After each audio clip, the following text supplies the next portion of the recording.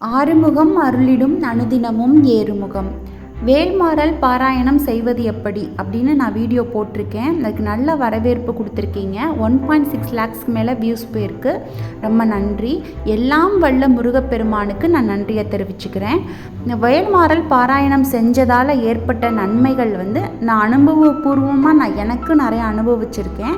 அதே மாதிரி என் ஃப்ரெண்டு ஒரு பொண்ணுக்கு ஒரு அனுபவம் இருக்குது. அந்த அனுபவத்தை தான் உங்ககிட்ட ஷேர் பண்ணலான்னு சொல்லிட்டு, என்னுடைய ஃப்ரெண்டு பேர் நாகதேவின்ட்டு. அவள் என்னை காட்டி சின்ன பொண்ணு தான். நாங்கள் 2 பேரும் ஒன்றா ஒரு கவர்மெண்ட் எக்ஸாமுக்காக ஒரு கோச்சிங் சென்டருக்கு சேர்ந்து படித்தோம்.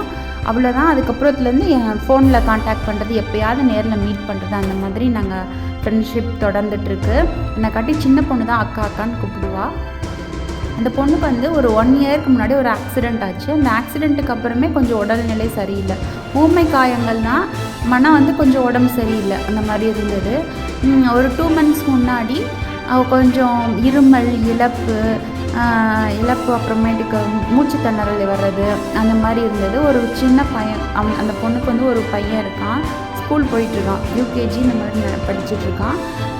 அப்படி இருக்கிறப்போ அந்த பொண்ணுக்கு செக் பண்ணி பார்த்துருக்காங்க, எதுவுமே வரல. சரி என்ன இப்படி இருக்குதுன்னு சொல்லிட்டு அந்த பொண்ணுக்கு ஒருத்தவங்க சொல்லியிருக்காங்க, இந்த மாதிரி கந்த சஷ்டி அந்த பொண்ணு ரெகுலராக படிக்கும்.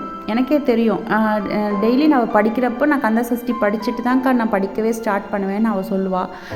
அந்த மாதிரி இருக்கிறப்போ பெரிய முருக பக்தை அந்த பொண்ணு.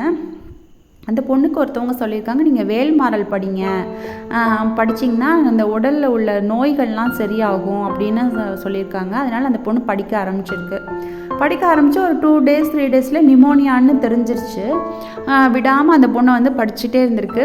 அதாவது தனிமையில் தான் இருக்கும். நிமோனியா கொஞ்சம் ஸ்ப்ரெட் ஆகும்லன்னு சொல்லிட்டு தனியாக தான் அந்த பொண்ணு இருந்திருக்கு. எப்பயுமே கண்டினியூஸாக படிச்சுட்டே இருந்திருக்கு.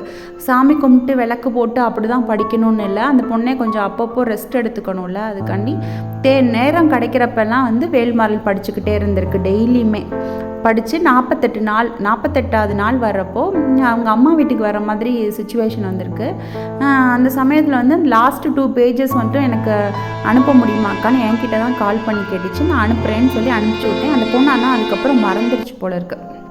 ஒரு 10:30 போல் தான் ஒரு ஆசிரியருமே அதுக்கு டக்குன்னு வேல்மாறல் படிக்கணும்னு படுத்த பிள்ளை எந்திரிச்சு உட்காந்து வேல்மாறல் ஃபோனை பார்த்து படித்து கம்ப்ளீட் பண்ணியிருக்கு. அன்னையோட 48 நாள் முடிஞ்சிருச்சு. என்ன ஒரு மிராக்கல்னு பார்த்தோன்னா, கொஞ்சம் ஒரு 2 days 3 daysலேயே நல்லா ரெக்கவர் ஆகிருக்கு அந்த பொண்ணுக்கு.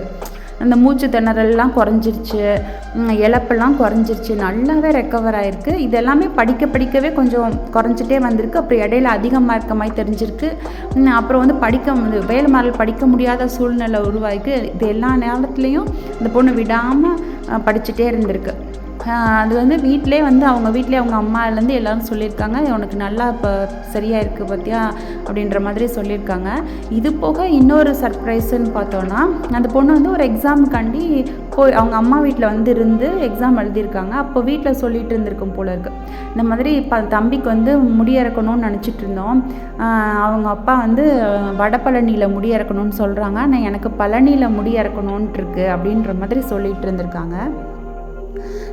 மிராக்கிள் பார்த்திங்கன்னா, அவங்க ஹஸ்பண்ட் மத்தியானம் ஒரு 3 o'clock போல் ஃபோன் பண்ணி அவங்களே சொன்னாங்களாம், பழனியில் போய் முடி இறக்கலாமா, நீ தம்பிக்கு முடி இறக்கணும்னு சொன்னியே, பழனியில் போய் முடி இறக்கலாமான்னு சொல்லியிருக்காங்க. இதுக்கு சந்தோஷம் தாங்க முடியலையா. இப்படி நமக்கு பழனி முருகரே அவரோட மனசில் போய் சொல்லியிருக்காருன்னு சொல்லிட்டு சந்தோஷம் தாங்க முடியலக்கா எனக்கு அப்படின்னு சொன்னாங்க. அப்படின்னு எல்லாத்துலேயும் சொல்லிவிட்டு அதுக்கப்புறம் ஒரு நாள் பிளான் பண்ணி பழனிக்கு போயிருக்காங்க. போகிறப்போ அவங்க ஹஸ்பண்ட் ஒரு ஒயிட் ஷர்ட் போட்டு ஒரு ஜீன் மாதிரி போட்டுப்பாங்க போல இருக்குது. அவங்க ஹஸ்பண்ட் ட்ரெஸ் எடுத்தே ஒரு 2.5 years இருக்கும் போல இருக்குது. இன்னும் கொஞ்சம் நல்ல ட்ரெஸ் போட்டு வந்திருக்கலான்னு அந்த பொண்ணுக்கு தோணியிருக்கு.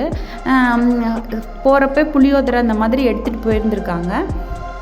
ஆனால் அப்புறம் வர்றப்போ சாப்பிட்டுக்கலாம், இப்போ ஹோட்டலில் சாப்பிட்டுக்கலான்னு சொல்லிட்டு பிளான் பண்ணி ஹோட்டல் போயிருக்காங்க. அங்கே போனால் அங்கே சாப்பிட்றப்போ குழம்பு ஏதோ ட்ரெஸ்ஸில் பட்டு அதை வாஷ் பண்ணாலும் போகலை. சரி இப்படியே போக முடியாது கோவிலுக்கு அப்படின்னு சொல்லிட்டு ஒரு ட்ரெஸ் எடுத்து போட்டிருக்காங்க. இவங்க எல்லாம் காரில் தான் உட்காந்துருக்காங்க போல். வர்றப்போ பார்த்தா நல்ல ப்ளூ கலரில் இந்த முருகப்பெருமான் ராஜ அலங்காரத்தில் ஒரு ப்ளூ கலர் போட்டிருப்பாங்கல்ல, அந்த மாதிரி சைனீஸ் காலர்லாம் வச்சு போட்டு வந்தாங்களாம். எல்லாருமே என்ன முருகப்பெருமான் மாதிரி ட்ரெஸ் போட்டிருக்க அப்படின்ற மாதிரி சொன்னாங்களாம். இந்த பொண்ணுக்கு ரொம்ப ஆச்சரியமாக ஆயிடுச்சான். சரி அவரே நீ ட்ரெஸ் எடுத்து கொஞ்சம் வருஷம் ஆயிடுச்சுல, நீ எடுத்துக்கோன்ற மாதிரி இதெல்லாம் நடந்த மாதிரி தோணுச்சுக்கா. எல்லாமே நல்லதாக நடந்துச்சு. எனக்கு ரொம்ப சந்தோஷமாக இருந்துச்சு. முடியறக்கிட்டு திருப்தியாக சாமி கும்பிட்டு வந்தோம் அப்படின்ற மாதிரி சொன்னது. அதே மாதிரி இது வந்து நீங்கள் உங்கள் வீடியோவில் சொல்லுங்கன்னு இது எனக்கு சொல்லி 1 மந்த் இருக்கும். நான் என்னால் போடவே முடியல. இந்த இதெல்லாம் வந்து பின்னாடி தான் சொன்னாப்புல. அந்த உடம்பு சரியாயிடுச்சுன்றதை வந்து 1 மந்த் இருக்கும் என்கிட்ட சொல்லி.